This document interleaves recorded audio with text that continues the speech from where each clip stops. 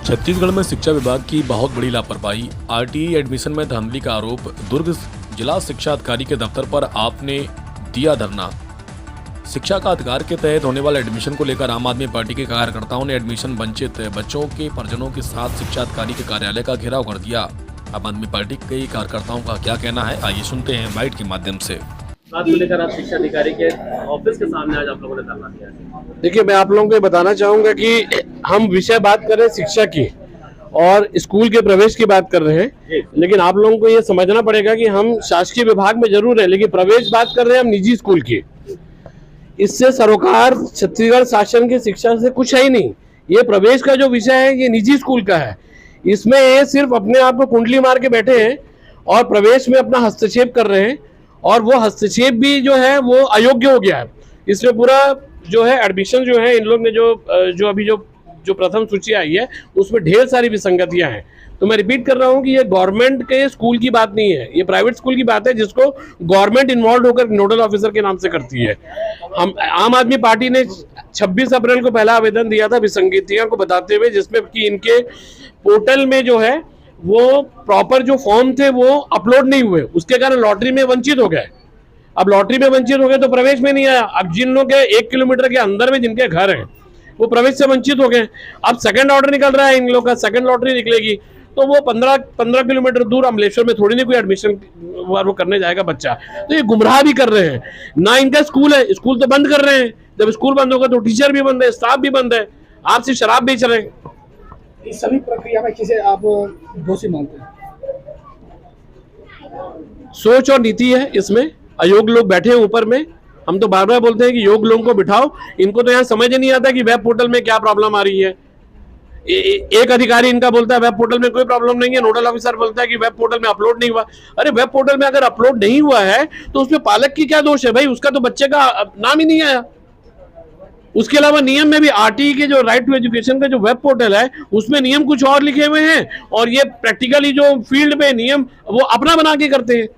इन्होंने जिनके नाम सर्वे सूची में थे और जिनको इन्होंने सर्वेक्षण करवाया स्थल पे जाकर, उसकी जब इन्होंने वहां पे पंचनामा करवाया, वो पंचनामा की रिपोर्ट इन्होंने यहाँ तक जमा नहीं की है। अभी इनको जब हम लोग ने पिछले मंडे को कलेक्टर डायरेक्शन में गए, वहां से इनको व्हाट्सएप आया, और जब इन्होंने नोडल ऑफिसर को जब नोटिस भेजी और 13 तारीख तक इनको प्रतिवेदन जमा करने बोले, उसके बाद से हमारे यहाँ की जो मैडम है लोकसभा अध्यक्ष, वो बार बार यहाँ पर आ रही है, बार बार पता कर रही है, उनको टाल रहे हैं मामला।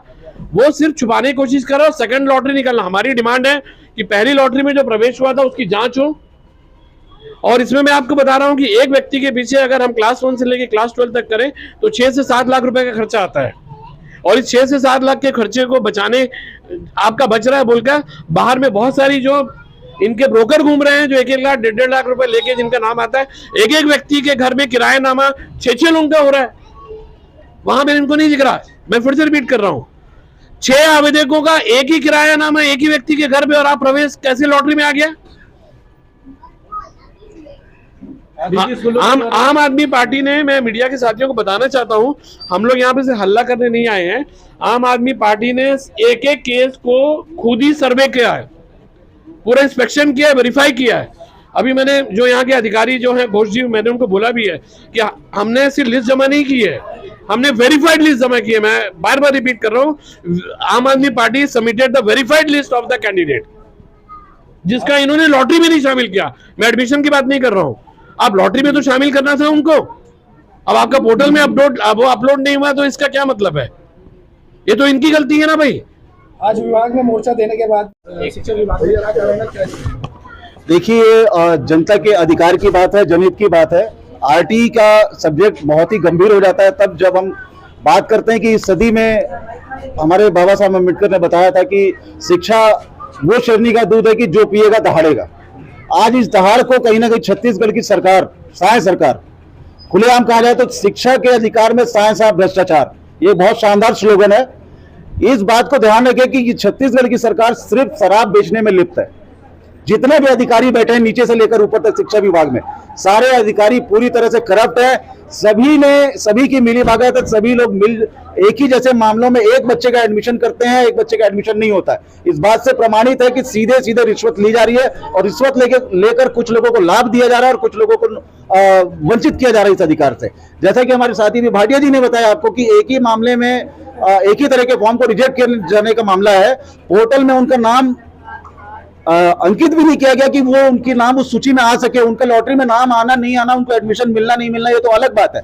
लेकिन ये बहुत ही बड़े भ्रष्टाचार का एक यहाँ से पुलिंदा दिखता है कि छत्तीसगढ़ में शिक्षा को लेकर कोई भी गंभीरता छत्तीसगढ़ सरकार की नहीं है।